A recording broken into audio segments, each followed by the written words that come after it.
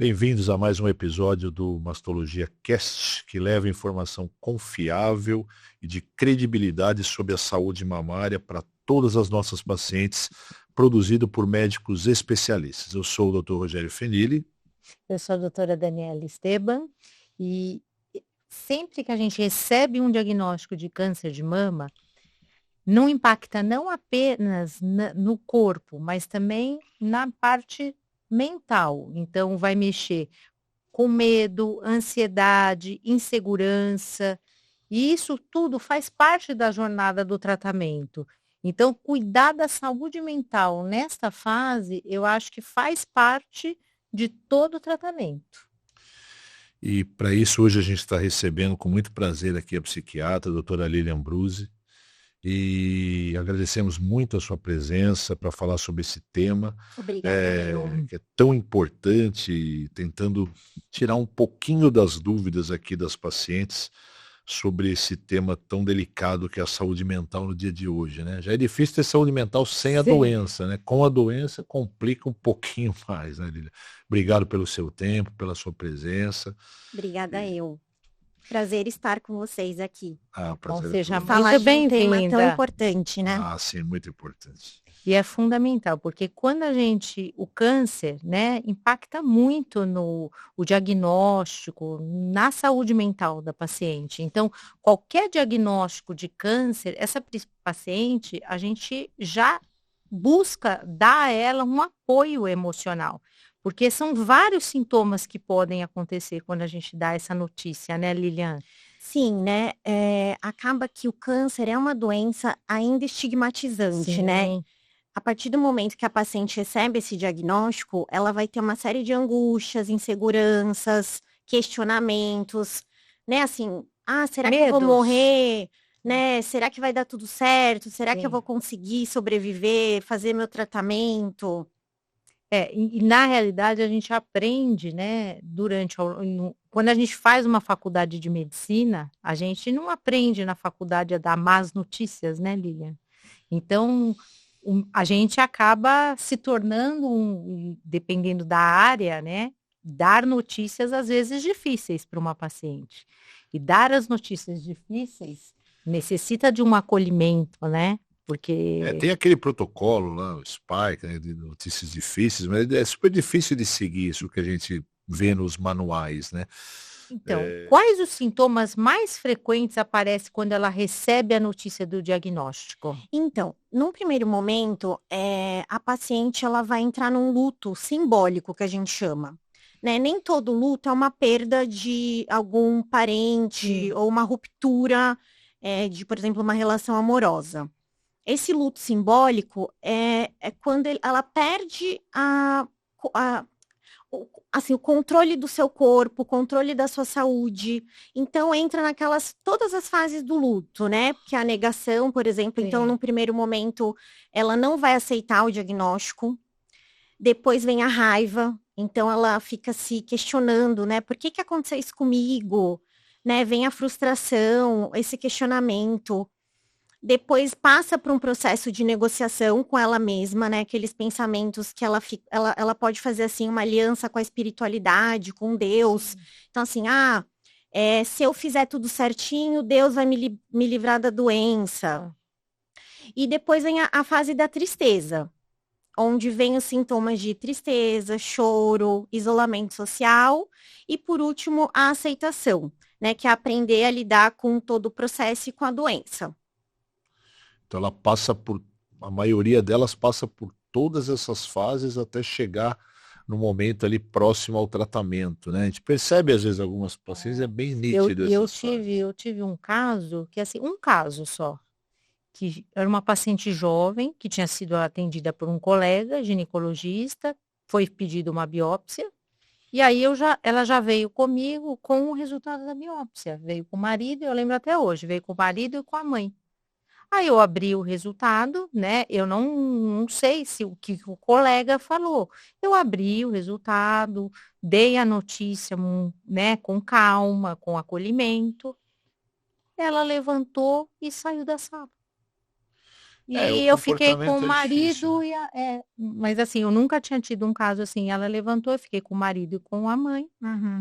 Conversei, mas assim. Entrou em choque, né? Coitada, foi um caso muito difícil e negou muito tempo, sabe? É Baseado difícil. no que ela falou, Lilian, assim, a gente que, óbvio, você é psiquiatra, está acostumado a lidar Sim. com essas sensações, sabe lidar melhor com isso. A gente é mastologista, é cirurgião, você tem ali dando notícia, como é que a gente pode, por exemplo, se comportar, acolher essa paciente, né? Dando uma notícia, mas não sei se dá para dar de forma agradável, mas o que a gente, como mastologista, pode fazer em prol dessa paciente para ela poder atravessar esse momento de forma mais tranquila? Então, doutora, assim, tendo uma escuta ativa, empática, quanto melhor essa paciente souber os procedimentos, as fases do tratamento, como vai ser, ela vai se sentir cada vez mais segura. Mesmo que você tenha que repetir isso várias vezes. Porque às vezes quando você dá a notícia primeiro, ela não escuta mais nada, né? Tudo que você falar naquele dia ali, a cabeça dela já foi. Eu costumo dizer para meus colegas, e é para paciente mesmo, olha, a próxima consulta eu vou repetir tudo outra vez, porque eu tenho certeza que você não Tem prestou muitas atenção coisas em que às vezes a detalhe, né? primeira consulta você não consegue explicar tudo, Exato. porque a notícia é um impacto, né? E a gente sabe que hoje, né, os avanços da medicina, Sim. as pesquisas nessa área, temos tratamentos muito eficazes, né? Vocês devem saber. Sim. Então, hoje em dia, não é mais um estigma tão grande nesse E sentido. nem uma sentença de morte. Não é uma Não, sentença de morte. Muito pelo contrário. Então, assim, o suporte emocional faz parte do tratamento. Inclusive, Totalmente. e com a família? Como se comportar com a família? O suporte emocional com apoio psicológico é fundamental desde o primeiro momento, né? Como eu disse sobre a questão do luto simbólico, é nesse processo que o suporte psicológico vai entrar, né? Orientando essa paciente e conduzindo para que ela tenha uma boa regulação emocional. E para a família também, porque para a família eles não vão, é uma situação nova, né? Eles não vão saber como lidar, é tudo novo.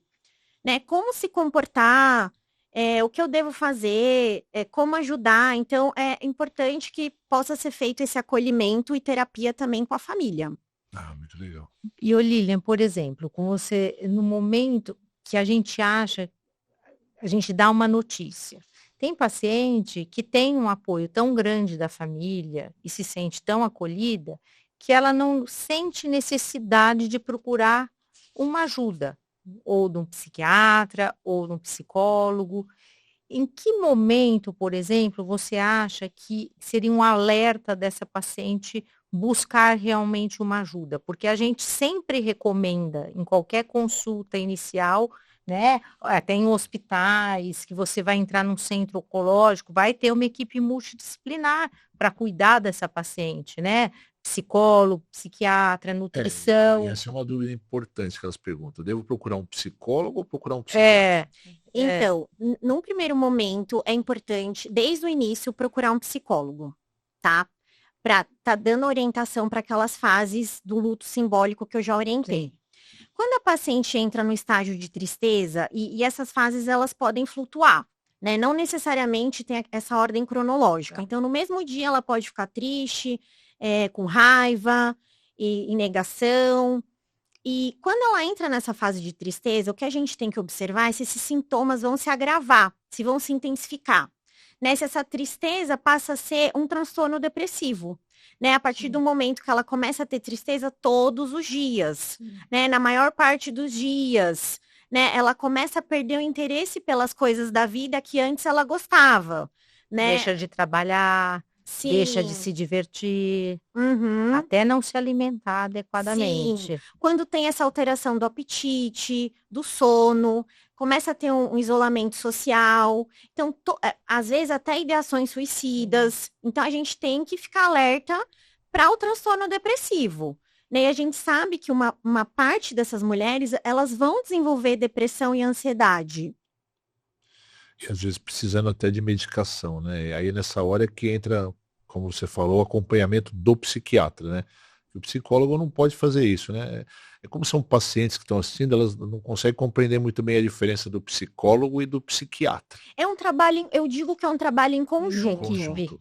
Tá. né? É um trabalho multidisciplinar, inclusive com vocês, com os colegas da mastologia, ginecologista, oncologia. Então, é fundamental. E junto com a rede de apoio, né? Os familiares, os amigos queridos, isso é importantíssimo. Ah, legal. Você falou que às vezes a paciente precisa de medicação, né? Você falou bastante sobre a depressão nesse última fala sua. A paciente com câncer de mama, ela pode usar o antidepressivo para... Claro, ela deve usar quando bem indicado, né? Não só para depressão, mas também para o transtorno ansioso, porque elas acabam desenvolvendo também transtorno ansioso, que são aquelas preocupações exageradas, catastróficas, principalmente em relação à parte da saúde. Voltando para o uso de antidepressivo, sim, né? A gente tem que medicar quando necessário, mas existem alguns antidepressivos contraindicados, porque eles agem um receptor enzimático específico em que pode interagir com o tamoxifeno, que é a hormonoterapia aí utilizada no processo, né, do tratamento do câncer, se necessário, né? necessário. Que não é o único tratamento. Então a gente deve evitar usar a paroxetina, a bupropiona e a fluoxetina. O mais liberado seria aquela... Os mais bem indicados são a venlafaxina, a desvenlafaxina e o escitalopram, Legal. que tem menor passagem hepática ali. Elas têm bastante preocupação em interferir, então esses aí pode usar durante o tratamento tranquilamente, né? Sim, e tanto para outras pacientes que já fazem tratamento psiquiátrico, tipo transtorno bipolar, TDAH, a gente sabe que assim, os neurolépticos de segunda geração e os estabilizadores de humor também não têm tanta interferência assim com o tamoxifeno.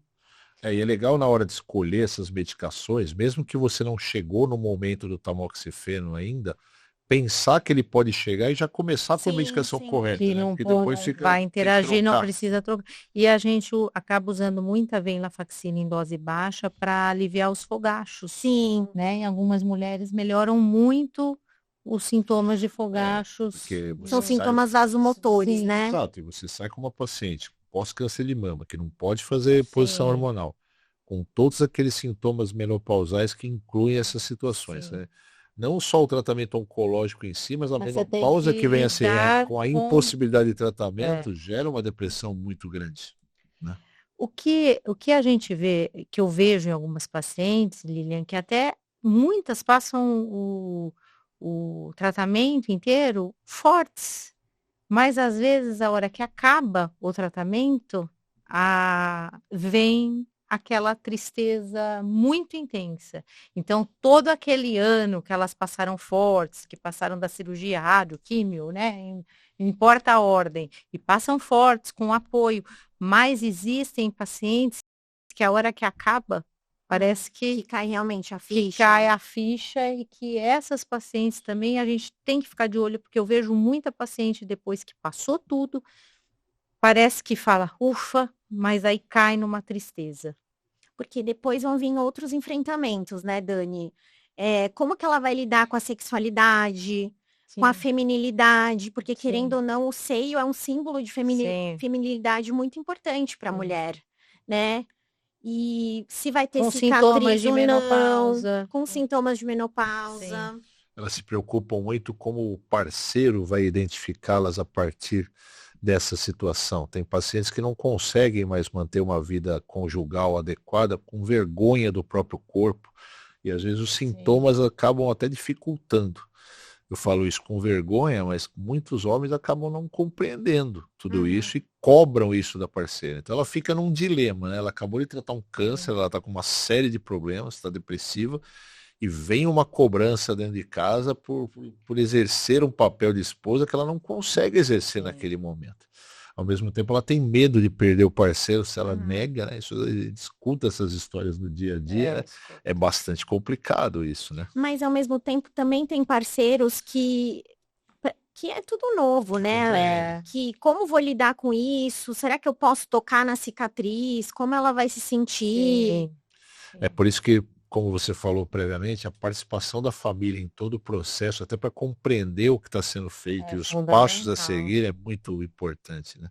Completamente. E uma coisa que a gente falou com o oncologista, né, no dia que ela veio, é o luto quando vai perder o cabelo também.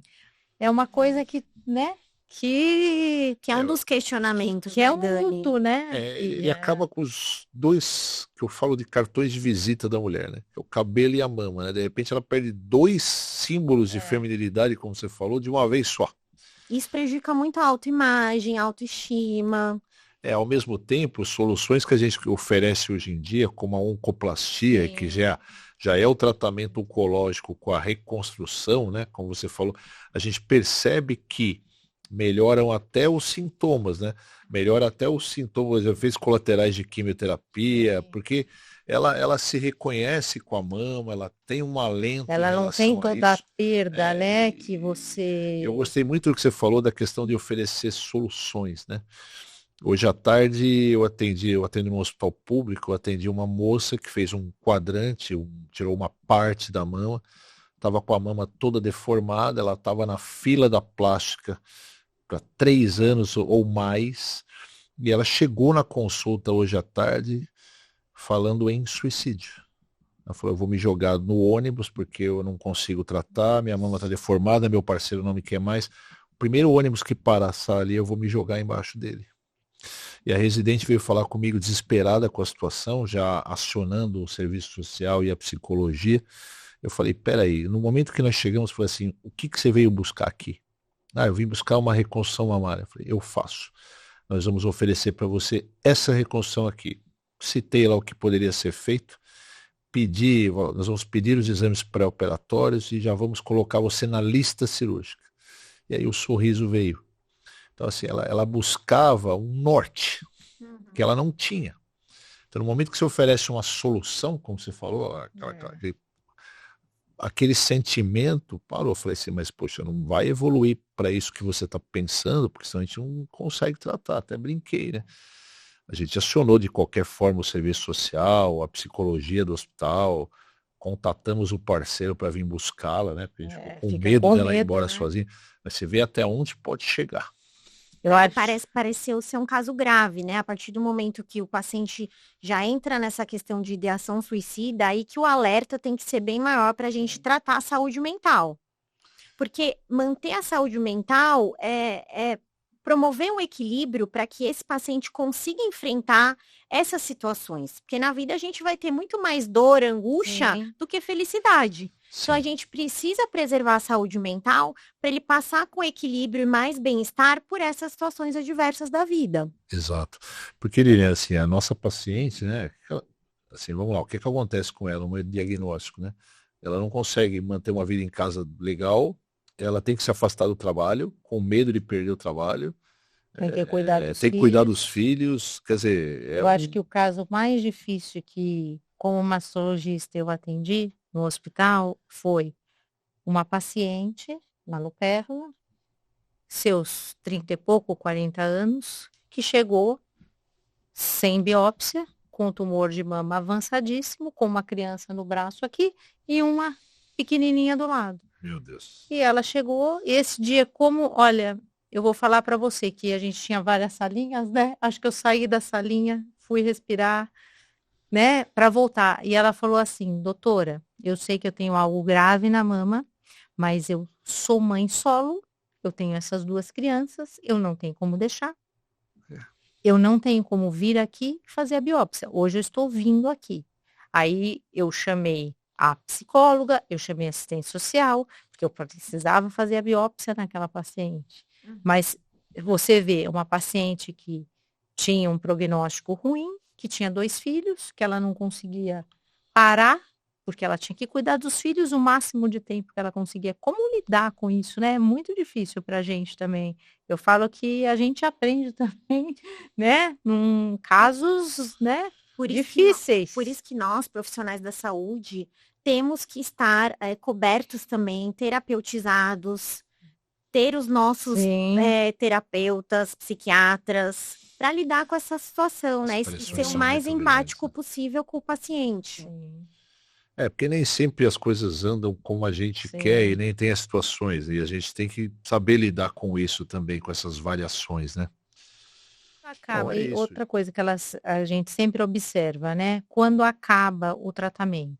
E muitas pacientes ficam com aquela angústia de medo de recidiva, do câncer voltar. E também a gente precisa dar esse apoio para elas, né? Porque o tratamento acaba, mas às vezes elas têm a sensação que Exato. nunca vão ficar boas. Nessa fase pós-tratamento, assim, Essa né? fase Como é que ela pós-tratamento. retoma toda essa qualidade de vida dela, emocional e tudo mais, né? É fundamental que ela possa contar com a rede de apoio, os médicos, né, a orientação correta dos médicos, retomar a atividade física, boa alimentação, evitar tóxicos, né, tipo drogas, álcool. Então, assim, os 6 pilares da medicina do estilo de vida, né? Se possível também continuar com as terapias que a gente não falou aqui, né? Mas, Sim. por exemplo, a mais indicada é a terapia cognitivo-comportamental, que vai estar trabalhando as cognições distorcidas dessa mulher, as emoções, as crenças limitantes. Também a utilização de mindfulness, meditação, que vai melhorar a parte do estresse, e terapias até voltadas para o trauma. Agora, uma coisa que não estava aqui. A maioria dos hospitais públicos oferece terapia em grupo, não terapia individual. Eu queria saber o que você pensa sobre essa questão de terapia em grupo. Tem gente que defende porque aí a paciente fala assim, não sou só eu, somos nós. Isso, ela vai se sentir pertencente exato, a um grupo. E tem a terapia. O que você pensa sobre isso? Fundamental, doutora, assim, ela vai se sentir pertencente, ela vai poder compartilhar as angústias dela, ouvir os problemas e as angústias das outras pacientes, então é fundamental que ela faça, super indicado. É legal, porque nesses serviços não dá para fazer individualizado, porque é muita gente, né? Então eles acabam formando vários grupos, né? Eu sempre achei interessante justamente nesse sentido, mas é interessante alguém da área falar a respeito, que é o que eu pensava mesmo, né? Porque deixa de ter aquela pergunta, por que fez isso comigo, né? Não tem mais eu, é nós, né? Exatamente. Para ver que outras pessoas estão passando pelo mesmo problema. Porque elas trocam experiências, não só nisso, na fila da quimioterapia, na fila da radioterapia, quando vamos pegar a medicação na farmácia, na sala de espera da consulta. Ali a interação é muito grande nesses grandes serviços, né? E às vezes fazem até grandes amizades, né? Tem pacientes que internaram ao mesmo tempo para operar, que se tornam amigas depois e levam isso para a vida, né? Trocam, né, as angústias, as dores. E tem coisas, Lília, que só elas sabem fazer. Porque eu falo assim, o que eu posso fazer para não ter náusea naquilo? Eu não sei. Não, a moça falou para eu tomar azeite com castanha. Bom, não sei, vocês que estão passando por isso que sabem, eu não sei. Ô Lili, você deixaria alguma mensagem para essas pacientes, assim? A paciente que recebeu o diagnóstico de câncer de mama, é fundamental que ela cuide da sua saúde mental, porque a saúde mental faz parte, é integral, né? Ela faz parte, você precisa cuidar junto do tratamento. É tão importante quanto o resto do tratamento. O tratamento é cirurgia, quimio, rádio e saúde mental. Né? Faz parte desse pacote todo, não dá para desacoplar isso. Porque a gente tem que deixar essa paciente bem, né? A paciente com todo o turbilhão que ela está vivendo, tentar deixar o mais... Como eu já havia dito, né? A saúde mental é para ela manter um equilíbrio e passar por essa fase tão dolorosa da vida dela com uma certa regulação, uma melhora da regulação emocional, para que ela possa enfrentar esse momento de uma maneira mais fortalecida. Muito obrigada, Lilian, pelos seus conhecimentos. Obrigada, eu adorei estar com vocês. Foi um prazer. Prazer é meu. É isso.